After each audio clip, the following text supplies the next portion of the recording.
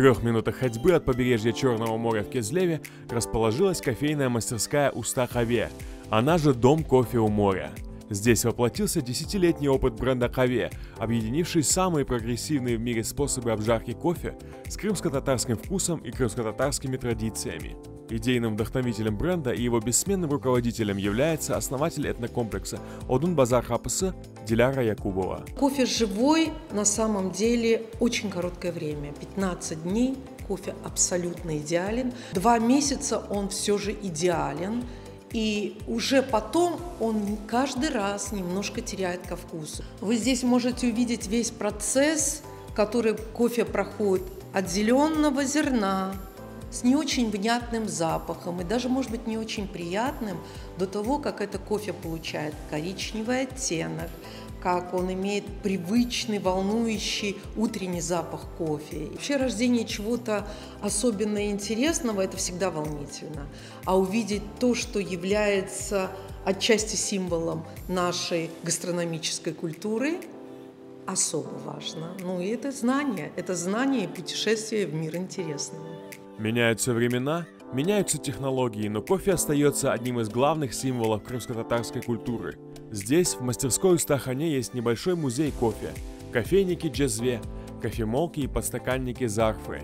Некоторым из экспонатов около 200 лет.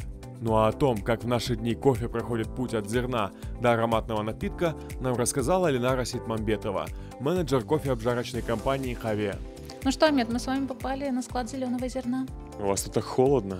Да, это самый важный фактор, чтобы кофе было качественным. Его нужно хранить при определенной температуре, это не выше 16 градусов, и влажности помещения где-то около 55%.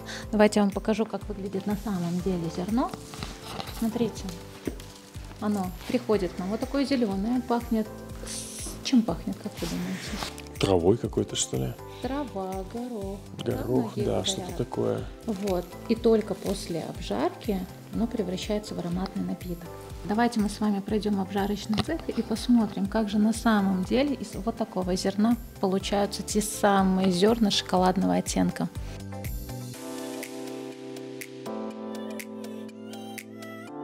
Кофе обжаривается на вот таких машинах, они называются ростерами.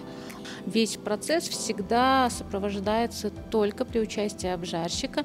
Наш один из обжарщиков Сервер вам расскажет уже подробный процесс. Сергей, а как жарится кофе? Кофе жарится в ростере, в нем загружается 15 килограмм примерно, жарится по времени 10-12 минут в среднем. А на что влияет длительность прожарки? Длительность обжарки влияет на кислотность. Чем меньше длительность обжарки, тем ярче получается вкус кофе и кислотность. Тем самым, если больше обжарка, то горечь напитка получается больше, плотность и тела лучше. Сегодня в мастерской людно.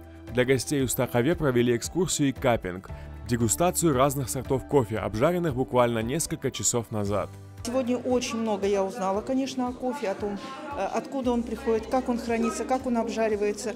Я просто рекомендую всем посетить такую экскурсию и больше узнать о кофе и о крымских татарах. Очень признательна, благодарна. Теперь буду пить только настоящий кофе. С сегодняшнего дня для меня Евпатория теперь равно кофе. Мы вообще находимся на кофейном производстве, но в рамках этого проводим также экскурсии для наших гостей. Это очень интересный, увлекательный процесс. И завершаем все это чашечкой ароматного кофе и традиционной хурабье. Саламас, будем заходить к вам на кофе.